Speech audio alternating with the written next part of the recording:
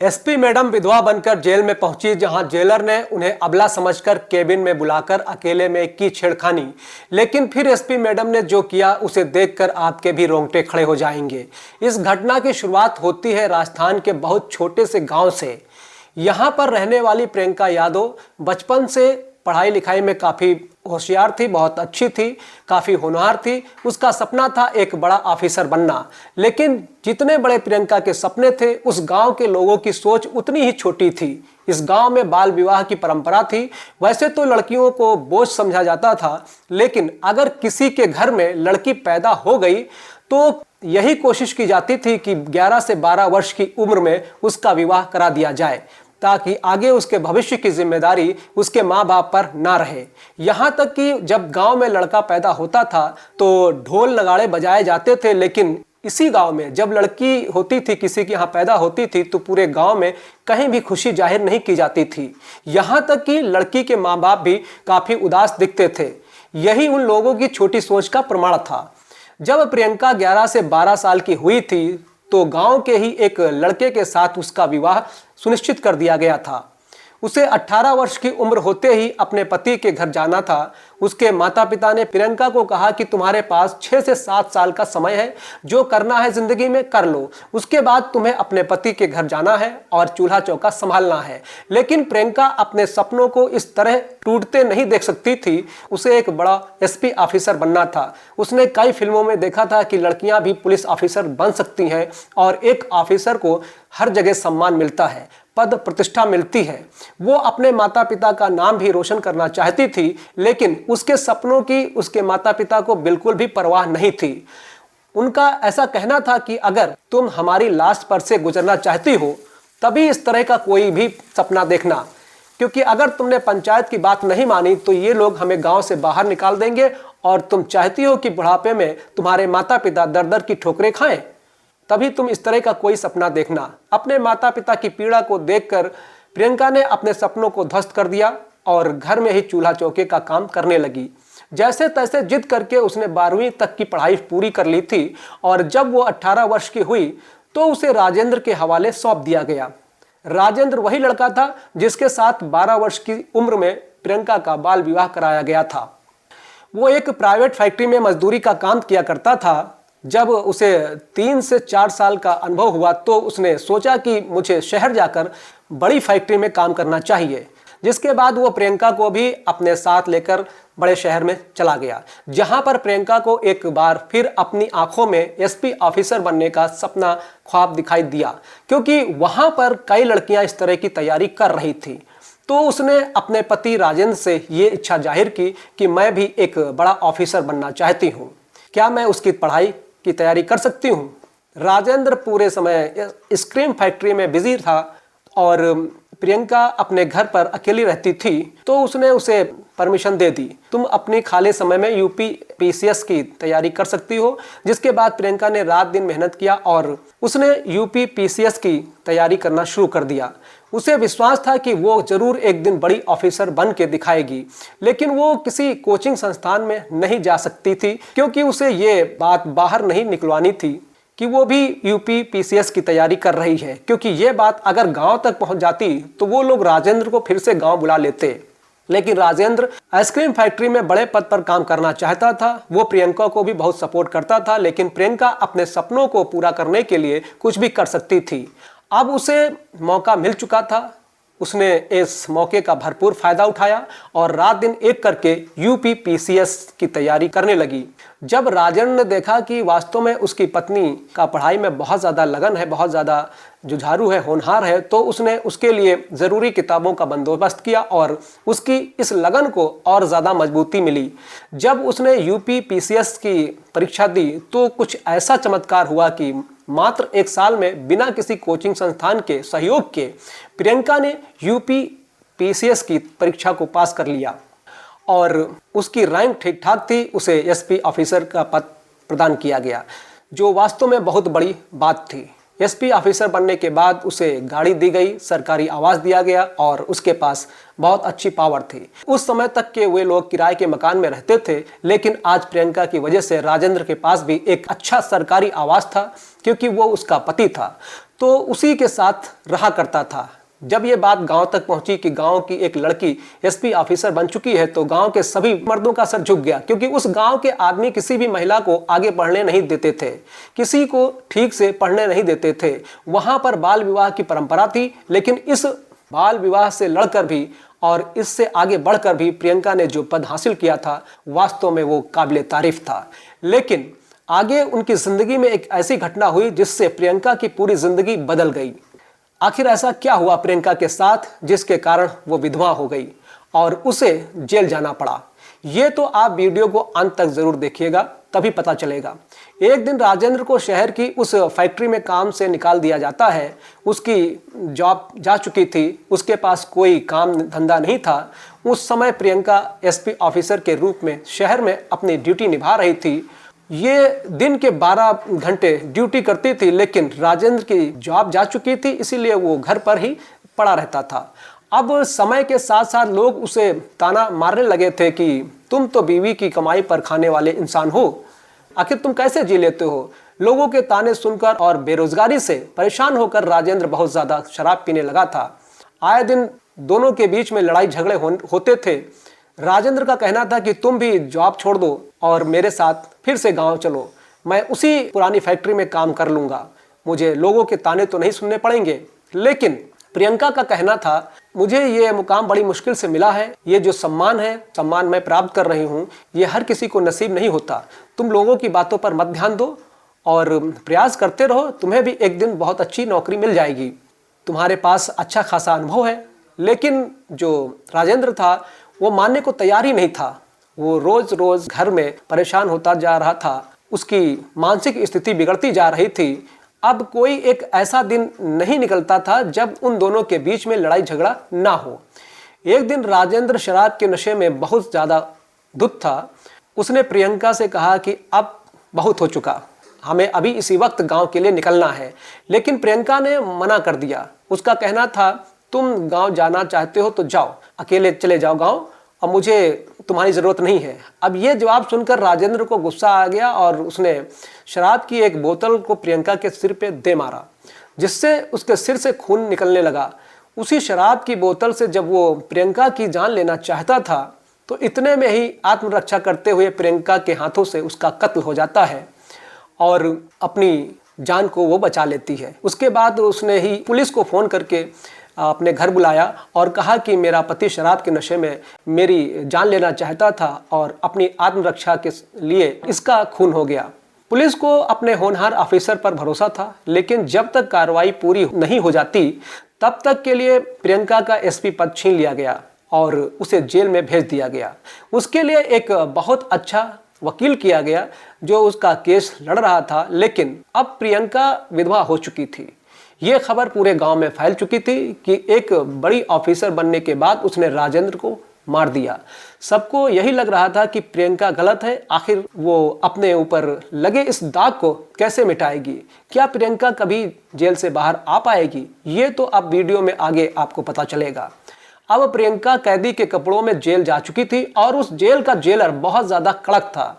चाहे पुरुष हो या स्त्री हो, वो सबसे बहुत बदतमीजी से बात किया करता था, किसी की कोई इज्जत नहीं करता था। जब पहले दिन उसने प्रियंका को देखा तो उसकी खूबसूरती को देखकर दंग रह गया। उसने प्रियंका को मंदिर की साफ सफाई के लिए काम दिया। एक दिन गुजर गया, लेकिन एक दिन प्रियंका ने कुछ नोटिस किया। उसे रात्रि के समय जेलर के केबिन से लड़कियों के रोने की आवाजें आती थी। ऐसा लग रहा था मानो रात के समय लड़कियों के साथ कोई जबरदस्ती कर रहा हो। तभी उसने रोते हुए और अपने कपड़ों को संभालते हुए एक लड़की को जेलर के केबिन से बाहर आते हुए देखा। प्रियंका ने उसका चेहरा देख लिया था। अगली सुबह जब वो सब एक साथ मिले तो प्रियंका ने उस लड़की से पूछा, तुम रात्रि को जेलर के केबिन से रोते हुए बाहर क्यों आ रही थी? तब अचानक से वो बहुत ज़्यादा डर जाती है लड़की, लेकिन प्रियंका ने उसे हिम्मत दी और सच बताने को कहा। तो उस लड़की ने एक ऐसी सच्चाई बताई जिसे सुनकर आपके भी होश उड़ जाएंगे। उस कैदी लड़की का कहना था कि ये जेलर बहुत ज़्यादा ख़राब है, एक एक करके रोज़ाना एक नई लड़की को रात को अपने केबिन में बुलाता है और उसका शोषण करता है। हर रोज़ उसे एक नई लड़की चाहिए होती है और वो हमें धमकी देता है कि अगर तुमने मेरी बात नहीं मानी तो मैं तुम्हारी सजा को और ज़्यादा बढ़वा दूंगा। और उसकी इस धमकी से परेशान होकर हर रोज एक नई लड़की रात को उसके केबिन में जाती है और उसकी रात को रंगीन बनाती है। ये सच्चाई सुनकर प्रियंका के भी होश उड़ जाते हैं। उसे विश्वास नहीं हो रहा था कि आखिर जेल में कैदियों के साथ इतना बड़ा अन्याय हो रहा है, महिलाओं का इतना बड़ा शोषण हो रहा है। शायद भगवान ने मुझे विधवा बनाकर कैदी के रूप में इस जेल में इसीलिए भेजा है ताकि मैं इस जेलर का पर्दाफाश कर सकूं।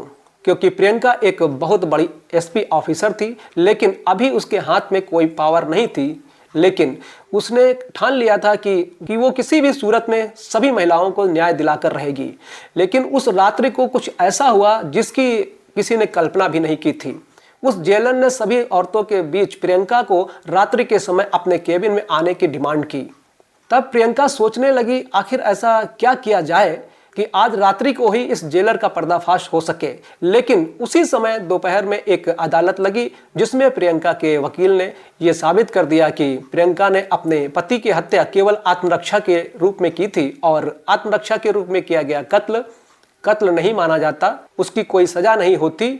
इसीलिए जज साहब ने प्रियंका को जेल से बरी कर दिया था और उस दिन प्रियंका की रिहाई का फरमान आ गया, जिससे शाम को 5 बजे वो जेल से बाहर आ गई। संयोगवश वो रात्रि को उस जेलर के केबिन में नहीं जा पाई, लेकिन उसके मन में एक चिंता सता रही थी कि आखिर कोई तो औरत होगी जो आज फिर से उस जेलर की भूख का शिकार होगी। मुझे इसको लेकर जरूर कुछ करना चाहिए। अपने ऊपर लगे सारे आरोपों को समाप्त करने के बाद प्रियंका को फिर से एसपी पद प्रदान किया गया। अखबार के फ्रंट पेज पर उसके बारे में आर्टिकल छपा जिसमें साफ साफ लिखा था कि किस प्रकार उसका शराबी पति शराब पीकर उसे रोज मारा करता था, रोज परेशान करता था और एक दिन उसकी जान लेने के प्रयास में उसके पति की ही मृत्यु हो गई। ये सच्चाई जब गांव वालों के कानों में पड़ी है तो उन्हें इस बात का आभास हुआ कि प्रियंका निर्दोष है और सारी गलती राजेंद्र की थी। उसके चरित्र पर लगे कलंक का तो खात्मा हो चुका था, लेकिन अभी भी उसके दिमाग में केवल एक ही चीज घूम रही थी कि आखिरकार उस जेलर को कैसे सबक सिखाया जाए। तब एसपी मैडम ने अपने साथी पुलिस वालों के साथ मिलकर जो खेल खेला, जो योजना बनाई, उसे सुनकर आपके रोंगटे खड़े हो जाएंगे। आखिरकार ऐसा क्या प्लान बनाया एसपी मैडम ने जिससे जेलर भी घुटनों के बल लेट गया, जिससे जेलर को जेल से बर्खास्त कर दिया गया, कई सालों की सजा सुनाई गई। एसपी मैडम ने अपना भेष बदलकर एक गरीब औरत का रूप धारण किया। उसके बाद एक पुरानी साड़ी पहनी और अपने बालों को भी छोटा करवा लिया था ताकि कोई उस पर शक ना कर सके, कोई उसे पहचान ना सके। और इस रूप में कैदी बनकर वो उसी जेलर के जेल में पहुंची। वह अपने साथ एक स्ट्रिंग कैमरा भी अपने ब्लाउज में छुपा कर ले गई थी। उसे किसी भी सूरत में उस जेलर का पर्दाफाश करना था। अब रात के समय जेलर ने फिर एक औरत को अपने केबिन में बुलाया। उस रात प्रियंका का नंबर नहीं आ पाया था। उस रात फिर उसने एक औरत के साथ गलत काम किया। एसपी मैडम को मन ही मन बहुत ज्यादा ग्लानि होती है कि आज भी वो कुछ नहीं कर पाई। देखते ही देखते एक सप्ताह गुजर गया। एसपी मैडम अपनी बारी का इंतजार कर रही थी और आखिरकार एक दिन वो आ ही गया, वो समय आ ही गया जब उस जेलर ने प्रियंका को कहा कि आज रात को तुम्हें मेरे केबिन में आना है, मुझे तुम्हारी जमानत के सिलसिले में तुमसे बहुत ज़रूरी बात करनी है। इस मीठे बोल के पीछे की कड़वी सच्चाई एसपी मैडम को बहुत अच्छी तरह के समझ में आ गई। वो उस दरिंदे की सच्चाई को जानती थी और सच सबके सामने लाना चाहती थी। इसीलिए उन्होंने रात्रि के समय उसके केबिन में जाने के लिए हामी भर दी और अपनी साड़ी पर एक स्ट्रिंग कैमरा लगा लिया ताकि वो उस जेलर की सारी सच्चाई दुनिया वालों के सामने ला सके। अब जब रात्रि के 12 बज रहे थे तभी सभी कैदी अपने अपने कक्षों में सो चुके थे। यहाँ तक कि हवलदार भी अपनी ड्यूटी करते करते सो चुके थे। अब जेलर ने प्रियंका को अपने केबिन में बुलाया और दरवाजा अंदर से बंद कर लिया और उससे कहने लगा कि मैं तुम्हें काफ़ी दिनों से देख रहा हूँ, तुम बहुत ज़्यादा खूबसूरत हो, तुम अपनी खूबसूरती का इस्तेमाल करके ज़मानत प्राप्त कर सकती हो। अगर तुम चाहो तो मैं तुम्हारी मदद कर सकता हूँ। तुम्हें बहुत ज़्यादा कुछ नहीं करना पड़ेगा, बस आज रात को मेरा साथ देना होगा, मेरी रात को रंगीन करना है और सुबह होते ही तुम बाहर की दुनिया को देख पाओगी। दरअसल वो जेलर हर लड़की को ऐसा दिलासा देकर उसके साथ गलत काम किया करता था। वही वादा वो प्रियंका के साथ भी कर रहा था। उसने एसपी मैडम को कहा कि चलो जल्दी से अपनी साड़ी खोलो, लेकिन प्रियंका ये सारी करतूत अपने स्ट्रिंग कैमरे में रिकॉर्ड कर रही थी। उस जेलर को बिल्कुल भी अंदाजा नहीं था कि वो एक एसपी ऑफिसर से उलझ रहा है। कुछ देर बाद उसने एसपी मैडम की साड़ी अपने हाथों से ही खींचने की कोशिश करी। इतने में ही एसपी मैडम ने उस जेलर को जोरदार थप्पड़ लगाया, जिससे उसके कान सुन्न हो गए। वो हाथ कोई मामूली हाथ नहीं था, बचपन से गरीबी को देखकर पला बड़ा था, अपने पति के अत्याचार के सामने भी खिलाफ खड़ा था। और आज जब वही हाथ उस जेलर के गाल पर पड़ा था तो उसकी सिट्टी पिट्टी गुम हो गई थी। वो समझ चुका था कि ये हाथ किसी साधारण महिला का नहीं हो सकता है। तब एसपी मैडम ने उसे अपना आई कार्ड दिखाया तो उसके पसीने छूट गए और उसके हाथ पैर कांपने लगे और रो रो कर वो घुटनों के बल बैठकर उनसे माफी मांगने लगा कि अब जिंदगी में कभी भी मैं ऐसा काम नहीं करूंगा। लेकिन एसपी मैडम उसकी सच्चाई जानती थी। एसपी मैडम ने कहा कि ये काम तुम आज से नहीं कर रहे हो, मैं पिछले कई दिनों से तुम्हें देख रही हूँ, तुम पर नजर रखी हूँ कि किस प्रकार तुम इस जेल में उपस्थित कैदियों का गलत फायदा उठाते हो, उन्हें जमानत देने के नाम पर उनके साथ शोषण करते हो। और एक नहीं, तुमने जेल की कई कैदी औरतों के साथ गलत काम किया है। तुम्हारा तो मुंह काला करके सड़क पर जुलूस निकाला जाएगा, तुम बस देखते रहो। जिसके बाद उसकी कॉलर पकड़कर एसपी मैडम उसे केबिन से बाहर लाई। ये हंगामा सुनकर सभी कैदी जाग गए, सभी पुलिस वाले जाग गए और एसपी मैडम ने उस जेलर की करतूत को सबके सामने रखा। अगले दिन अदालत में वीडियोग्राफी सबूत के तौर पर पेश किया गया, जिसमें यह साफ साफ नजर आ रहा था कि वो जेलर हर महिला के साथ ऐसा ही भाव रखता है। और उसकी गवाही के तौर पर लगभग 20 कैदी औरतों ने उस जेलर के खिलाफ गवाही दी कि उसने उनके साथ रात्रि में गलत काम किया है। जिसके बाद उसके ऊपर कई धाराओं के केस लगाए गए, उसे जेलर पद से भी निष्कासित कर दिया गया, 5 लाख जुर्माना लगाया गया और लगभग 12 साल की कठोर कारावास की सजा सुनाई गई। कैदी बनकर एसपी मैडम बाकी औरतों को न्याय दिलाने के लिए अपने सम्मान को भूलकर अपनी इज्जत की परवाह किए बिना औरतों के हक के लिए लड़ी थी। वो सच में सभी के लिए बहुत प्रेरणादायक बन गई। जेल में उपस्थित सभी लोग एसपी मैडम की तारीफ करने लगे। इस घटना के बारे में अखबार में भी छापा गया। आखिर किस प्रकार एक एसपी मैडम कैदी बनकर जेल पहुंची और जेलर को सही ठिकाने पर लेकर आई। जब ये खबर राजस्थान के उस गांव में पहुंची जहां के प्रियंका और राजेंद्र रहने वाले थे, तो वास्तव में सभी के आंसू आ गए। उन्होंने कभी सोचा भी नहीं था कि हमारे गांव की बिटिया कितनी आगे जा सकती है, इतने बड़े बड़े काम कर सकती है। और प्रियंका के इतने बड़े एसपी ऑफिसर बनने के बाद उस गांव में बेटियों को महत्ता मिलने लगी, उनका भी सम्मान होने लगा। वैसे तो गांव में बेटा होता था तभी ढोल नगाड़े पीटे जाते थे, लेकिन अब समय बदल चुका था। प्रियंका ने सबके बीच एक मिसाल पैदा कर दी थी, जिससे बेटी होने पर भी गांव वाले खुश होने लगे। गांव में बाल विवाह की परंपरा का अंत हो गया, क्योंकि गांव वालों की सोच बदल चुकी थी। उनका मानना था कि जिंदगी में हर इंसान को कुछ कर दिखाने का मौका मिलना चाहिए और हम बेटियों को बाल विवाह में बांधकर, चूल्हे चौकों में बांधकर नहीं रख सकते। अगर हम ऐसा करेंगे तो उनका भविष्य धुंधला हो जाएगा। लेकिन प्रियंका के समान अगर उन्हें आगे बढ़ने का मौका दिया जाएगा तो वो हमारे गांव का नाम रोशन करेंगी, जैसा प्रियंका ने किया है।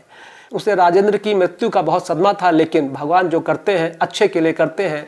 आज उसकी ज़िंदगी बहुत अच्छी थी और वो अपने सपनों को प्राप्त करके अपनी ज़िंदगी को बेमिसाल ढंग से जी रही थी। इस पूरे घटनाक्रम को लेकर आप क्या कहना चाहेंगे? आपकी जो भी राय है आप वीडियो के कमेंट बॉक्स में ज़रूर लिखें।